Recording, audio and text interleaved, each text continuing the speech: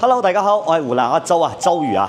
今日咧帶大家睇一套咧翡翠山嘅靚嘢，275方嘅大平層嚇。首先咧，而家我哋企喺嘅位置咧，呢個陽台咧，足足咧有30個平方。咁啊，企喺呢個陽台上邊咧，我哋望出去咧，前邊咧就係翡翠山嘅別墅區。呢個視野咧係冇敵㗎嚇，完全係冇遮擋嘅。嗰邊咧仲可以睇到別墅區嘅湖。正前方嗰度咧係翡翠山嘅華美達酒店，咁啊嗰一塊咧就係伊田廣場啦，同埋我哋公司紅葉大廈。咁呢個大片層咧，成個翡翠山咧咁多高層嘅住宅咧，就得呢一棟17棟係有嘅，就得呢一棟，其他棟咧都係啲剛需戶型啊，2梯4戶啊，2梯6戶嘅。咁周瑜咧之前咧都係住喺隔離嘅實路棟，咁啊實路棟咧，我哋嘅陽台咧其實咧係同呢個視野方向咧係一樣嘅，都係望住前邊嘅別墅區係冇遮擋嘅。但係咧，我住嘅嗰一套咧係106方嘅，可能咧陽台咧就得佢嘅1/3咁大嚇，所以咧大平層咧係買嚟享受嘅。當然啦，周瑜咧之前咧都有係翡翠山紅觀，就係我正前方嘅別墅區咧有住過。咁啊住咗一年時間咧，嗰一年咧就樓下咧係攞嚟辦公，樓上咧攞嚟住人。咁住別墅咧，我自己覺得咧就可能你自己住別墅咧有個 lift 啊，可能咧就會好啲。如果係冇 lift咧，4層嘅別墅，經常咧我哋係1層2層辦公咧。經常手機放喺下邊唔記得攞啦，但係咧我又住喺3樓，落去攞手機咁啊攞啲咩嘢咧都係非常之唔方便。別墅咧可能咧就係、我個人認為咧就住別墅咧就可能人哋認為你住別墅即係有料到啊有錢啊，但係咧住大平層咧，我覺得可能咧會更加舒服啲。首先咧，因為你就係呢個高度同埋呢個視野咧，係別墅區係完全係俾唔到你嘅。同埋咧住別墅咧都要考慮一個問題咧，因為咧樓層唔係好高，可能咧經常如果話好似而家春季咧落雨雨水多嘅時候咧，可能會有少少潮濕，同埋咧夏天嗰時咧可能會有啲蚊。咁啊，你住喺別墅咧，你防蚊呢啲咧一定要做好嘅所以咧就蘿蔔青菜各有所愛啦。我住完別墅之後咧，我可能咧我自己咧更加就會傾向咧多啲咧都係住呢種大平層嘅。咁啊，今日我哋介紹嘅呢一套大平層咧係樓層咧係19樓下，視野咧係完全都係冇遮擋嘅。咁周瑜咧一直以嚟咧都係非常之中意翡翠山呢個商圈呢個小區。包括埋而家我哋公司所在都係翡翠山嘅紅葉大廈，同埋咧住咧一直都係住呢邊嘅，呢邊嘅別墅啊、洋樓啊，同埋環廳啊，全部都有住過。點解我會中意呢度咧？成個大亞灣相當嚟講咧，萬達商圈咧有3個樓盤咧，可能咧係人氣咧係比較旺啲嘅。排第一嘅肯定就係星河丹提啦。星河丹提成個小區咁大。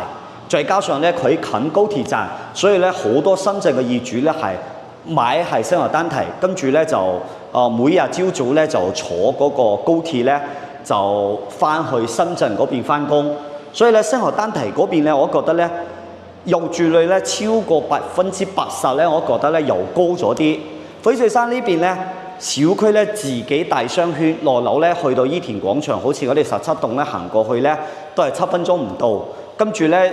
隔離有萬達廣場啊、吳裕廣場啊，商圈方面咧係非常之繁榮嘅。跟住咧去到沙田站都有公交車，坐公交車20分鐘咧就可以去到沙田站，同埋咧有好多嘅西湖巴士啊嗰啲都可以直接咧係去到深圳。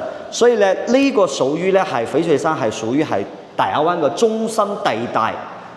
跟住咧又有咁嘅大平層。咁而家市面上面賣嘅新房嘅大平層咧，大亞灣目前嚟講咧，兩個一個咧係九月府嗰邊咧，有個問題就係佢嘅小區咧，雖然咧做得好漂亮，但係咧佢係靠近主幹道嘅，同埋咧一個睇到紅樹灣啦，睇到紅樹灣嘅大平層咧，180方嘅、238方嘅同埋280方嘅咧，雖然都好靚，同埋咧佢隔離咧都係靠住嗰個紅樹林公園，但係咧嗰邊嘅配套方面咧，可能咧就爭呢邊好遠啦。咁再加上咧淡水嗰邊而家有一個霧雲左岸咧，嗰個大平層咧，講真下我自己去睇過咧，嗰個戶型我自己都唔中意，所以咧就翡翠山呢邊咧就得呢個17棟有嘅大平層，有配套，有交通，有環境，咁就得呢一棟，所以咧呢度嘅大平層咧，相當於係非常之少嘅，而且咧業主咧攞出嚟賣嘅都會非常之少。因為咧之前咧佢哋買呢度嘅時候咧，總價係遠遠超過接近係500萬一套先至可以買得到嘅。呢啲裝修咧都係原始發展商帶埋裝修嘅。因為咧佢呢度可以俾大家睇睇，我哋開呢個門咧可以睇到佢呢度咧係獨門獨戶嘅。嗱，一部電梯一戶相當於咧呢個洋湖花園嘅位置咧都係你嘅。跟住咧對門咧有一戶，佢一層咧先2套。咁因為佢一層如果話佢做成路戶嘅話咧，佢賣出去佢其實可以賣多套噶嘛。所以咧呢個17棟嗰時賣嘅時咧，呢個大平層咧都係非常之搶手嘅。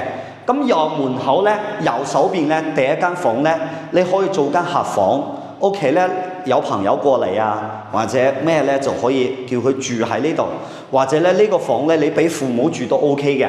入到嚟可以睇睇有一個獨立嘅洗手間相當於呢度咧就係一個套房。咁如果俾父母住咧都有一個好處噶嘛，因為佢呢度咧一開呢個門咧就可以直接通到陽台，又係一個獨立嘅洗手間，相當於係一個套房。所以咧呢間房咧，到時咧，你喺呢邊做翻一個衣櫃，跟住咧呢度你做衣帽間都係 OK 嘅。所以咧呢間房咧都係非常之實用嘅。咁可以睇到啦，佢餐廳呢邊咧係一個南北通透嘅一個設計，成呢個開間咧差唔多足足有5.6米咁長。咁你企喺度坐電視啦、睇電視啊、做咩啦？你完全唔使擔心話睇電視嗰個近視嘅問題嚇。咁大間房咧，你屋企嘅電視咧肯定都要大。不過咧，好似100寸嗰啲電視咧，可能比較貴。其實咧最好咧係可以做一個投影，做翻一個投影咧，又慳錢又可以嗰個將佢個尺度咧係做大啲嘅。咁呢度咧就係餐廳嘅位置，餐廳咧呢個開關咧到呢度咧都有足足4.5米。4.5米咧，正常嚟講咧，好多樓盤120方嘅客廳可能都先至要咁闊嘅。可以睇到啦，佢廚房方面，我哋睇下，佢係做咗中西分開嘅。呢度咧係有一個開放式嘅廚房，如果你中意煮咖啡啊，做啲西餐啊，就喺呢度。內邊咧仲有一個中式嘅獨立嘅廚房你做中餐啊呢啲喺呢度做咧都係完全係冇問題嘅。跟住咧內邊咧仲有一間呢個房咧係傭人房房間都唔大，喺度住咧都係完全係冇問題嘅呢間傭人房跟住咧呢度咧仲有一個洗手間可以睇睇。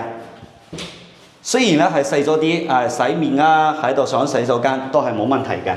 跟住呢個門出嚟咧，呢度咧其實佢係一個細細嘅陽台，但係咧你可以做成一個雜物間。呢度咧仲可以通消防通道連住個消防通道，所以佢呢度都係做咗個門。其實咧呢度咧你放洗衣機同埋咧喺度晾衫，其實都係冇問題嘅。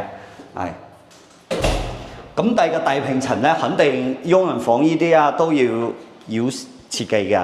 咁你餐廳呢度咧，你放一個大圓嘅一個圓嘅餐台，可以轉嘅嗰個都係冇問題，10幾個人喺度食飯都冇問題嘅。跟住咧，我哋睇下呢邊嘅陽台咧係細啲，長度咧都係4.5米。咁呢一邊咧就係睇成個小區嘅花園。呢度二期咧，同大家講下。啱先咧，我哋開圖咧喺前邊嗰個陽台咧睇住別墅區。而家咧成個二期咧都係咁樣嘅，套排嘅。除咗好似大平層啊、洋樓啊，只要係第一排望別墅冇遮擋嘅，單價咧都係接近1萬，可能樓層低啲咧有9000幾㗎。但係咧第二排呢啲咧，因為第二排咧佢同樣係朝南嘅，但係咧佢被我哋而家所在嘅呢一棟咧遮住嗰個視野咧，所以咧第二排嘅7、8千嘅都可以揾得到嘅。所以咧就睇下你願唔願意為咗我哋套排呢個冇遮擋嘅視野，多使個10幾萬去買呢度樓噶啦。配套各方面咧，其實都係一樣嘅。跟住落嚟咧，我哋去睇下房間。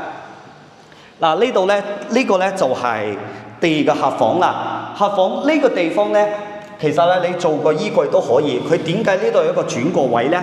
陣間我可以同大家講下，因為咧呢度咧隔離咧就係主人房嘅衣帽間啊。呢間客房咧都係非常之大嘅，你擺個2米嘅牆都係冇問題嘅。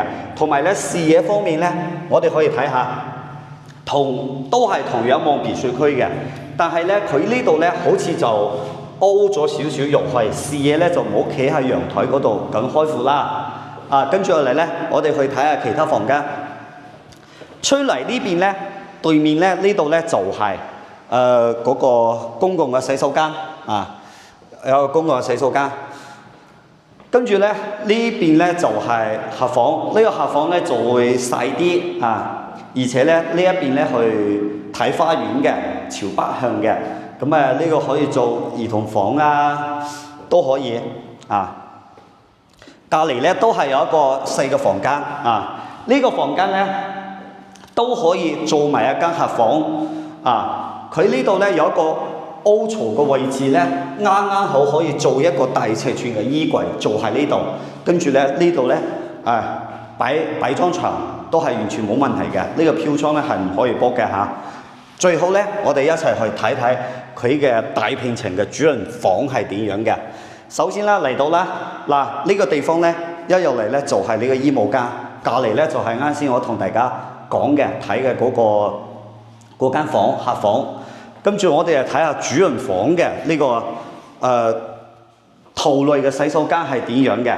哇！呢個沖涼咧都係完全冇問題嘅，空間都夠大。最主要咧喺呢度咧，佢係可以做翻一個浴缸啊。咁中意用浴缸啊呢啲啊，呢間房係絕對夠大，好似嗰啲5星級酒店嘅嗰個大嘅獨立嘅嗰個洗手間一樣嘅。最好咧睇下主人房。哇！主人房呢邊咧，你擺翻個2米嘅牆，呢個空間咧真係非常之大。同埋咧，你自己喺呢一邊咧都可以掛個投影。咁晚上咧有時咧自己想係瞓喺牆上咧睇下電視咧，都係完全冇問題嘅。跟住咧，我哋再嚟睇睇呢個視野同陽台嘅係一樣嘅。哇！呢個視野我真係非常之中意，所以咧，我而家咧，我喺飛躍山咧住咧，最早嗰時咧，我自己咧都買咗個套咧，買係1期。後邊咧，我買嗰時咧，嗰個伊田廣場咧仲未開業。後邊咧開咗業之後咧，我就發現咧1期咧，雖然咧落樓就係商場，但係同樣都係有一個問題，就係咧一到晚黑或者咧就係搞咩活動咧，下邊咧會非常之嘈啊，好似開演唱會一樣嘅。同埋咧喺1期咧，佢要靠近嗰個大亞灣大道嘅主幹道噶嘛，經常咧晚黑咧半夜啊有啲飛車黨啊嗰啲啊，揸住嗰啲車好快咧就好嘈啊！1期咧係有咁嘅問題，所以咧我一直以嚟咧後嚟咧我就搬到2期呢邊嚟住噶啦。2期點解嚟咗2期我覺得更加舒服咧？佢距離嗰個商業體咧伊田廣場咧都係一個黃金嘅距離啊，5-6分鐘就到噶啦。而家我落樓行路去公司返工都係行路都係幾分鐘就可以到噶啦。跟住咧呢邊咧又冇咁嘈，但係咧我揀2期咧我就中意呢個圖牌。點解咧？因為呢個視野我覺得真係我自己係非常之中意嚇。2期咧第2排咧雖然咧平啲，但係咧真係會爭咗少少感覺啊。所以咧睇下你自己點揀咯。係，如果話大家唔中意大平層咧，想揀啲細單位啊、剛需單位啊，翡翠山呢邊咧都可以揾周瑜。周瑜呢邊咧，因為我哋公司就係呢邊噶嘛，所以咧都有非常之多嘅房源。好啦，咁最後咧同大家講下呢套房嘅價錢啊。講真啦，而家呢個行情咧，呢一棟咧攞出嚟賣嘅業主咧都係唔多。但係咧，呢個業主咧，而家咧真係非常之急賣啊，有誠意賣，所以呢套房嘅價錢咧都係280萬啊，所以咧單價咧就差唔多去到10100咁樣啦。所以咧，如果大家有興趣咧，可以聯繫翻我周瑜過嚟呢邊咧睇睇呢套房啊，睇下呢邊嘅行情，因為咧呢個大平層咧，你同樣嘅價錢。